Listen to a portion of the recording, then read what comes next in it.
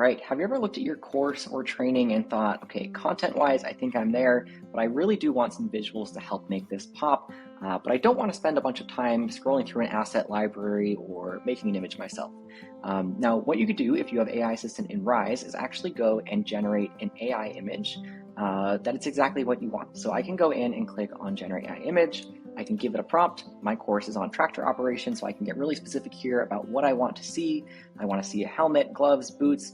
I can also go and choose a style. I want this to be a cinematic photo. I want it to look real.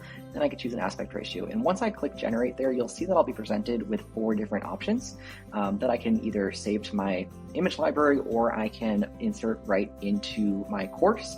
And if I'm not satisfied, I can actually just generate again. But let's take a look at what these are looking like. Great, so you can see I have my image, it followed my prompt, it has some text on there as well. And once I'm happy, I can actually click insert. And just like that, I have a brand new image in my course that matches what I was looking for without going and digging through an asset library. So go ahead and try this out in Articulate 360 today with AI Assistant.